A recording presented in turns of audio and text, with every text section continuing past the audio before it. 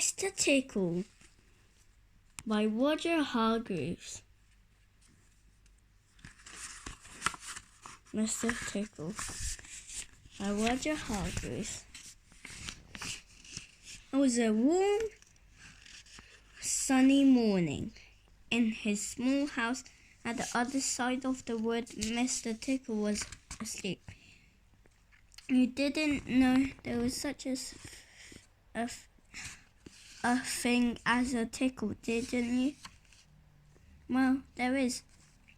Tickles are small and round, and they have arms that stretch and stretch and stretch.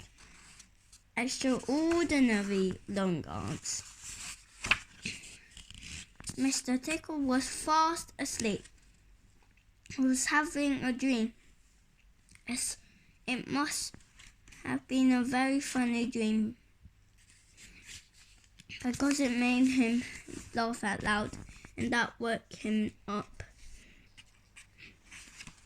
He sat up in bed, stretched his extraordinary long arms, and yawned an enormous yawn. Mr. Tickle felt hungry, so you know what he did? He reached out of one of his extraordinary long arms, opened the bedroom door, reached down the stairs, opened the kitchen door, reached into the kitchen cupboard, opened the biscuit tin, took out a biscuit, brought it back upstairs in through the bedroom door, and back to Mr. Tickle in bed. As you see, it's very useful indeed having arms as long as Mr. Tickle. Mr. Tickle munched his biscuit. He looked out of the window. Today looks very much like a tickling day, he thought to himself. So that later that morning, after Mr. Tickle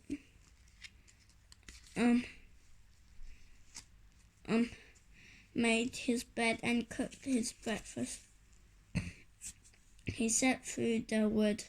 As he walked along, he kept his eyes very wide open, looking for somebody to tickle, looking for anybody to tickle.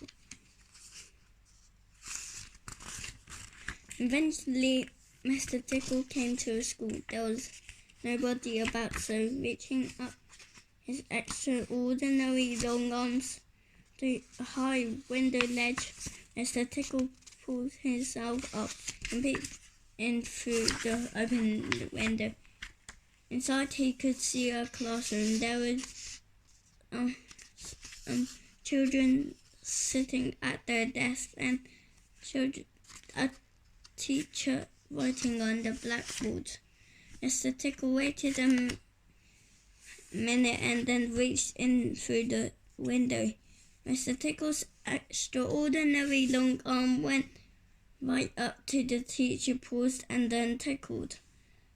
The teacher jumped in the air and turned round very quickly to see who was there, but there was nobody there.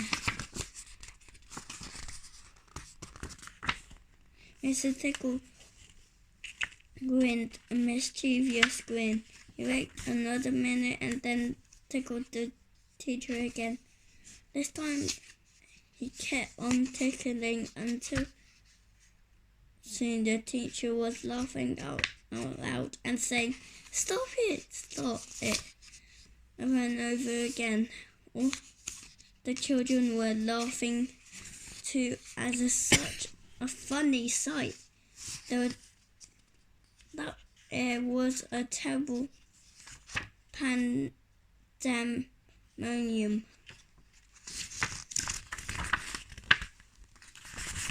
Eventually, Mr. Tickle thought that he had enough fun, so he gave the teacher one more tickle for luck, and then very quietly brought his arm back through the open window. Chuckling to himself, he jumped down from the window, leaving the poor teacher to his explain what it was all about, which of course he couldn't. Then Mr. Tickle went to town, and what a day Mr. Tickle had. He tickled the policeman on a traffic duty at the crossroads in the middle of town. It caused an enormous traffic jam. He tickled the greengrocer just as he was peeling apples near the shop window. The greengrocer fell over backwards and the apples rolled all over the shop. At the railway station, the guard was about to wave his flag for the train to leave. As he lifted his arm in the air, Mr. Tickle tickled him, and every time he tried to wave his flag, Mr. Tickle tickled him until the train was 10 minutes late, leaving the station, and all the passengers were furious.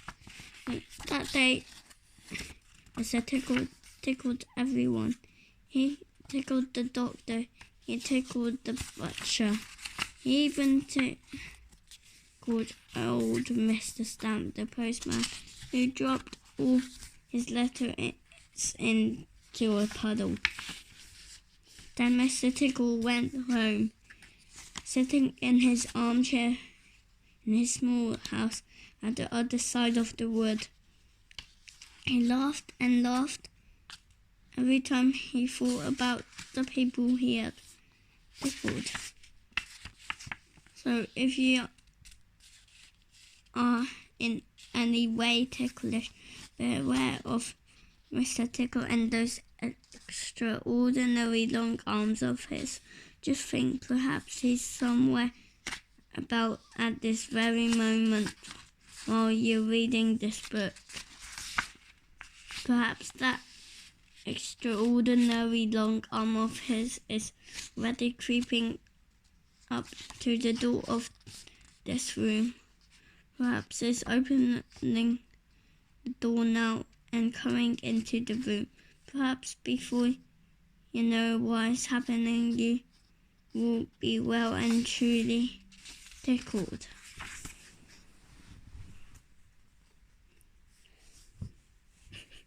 Stop!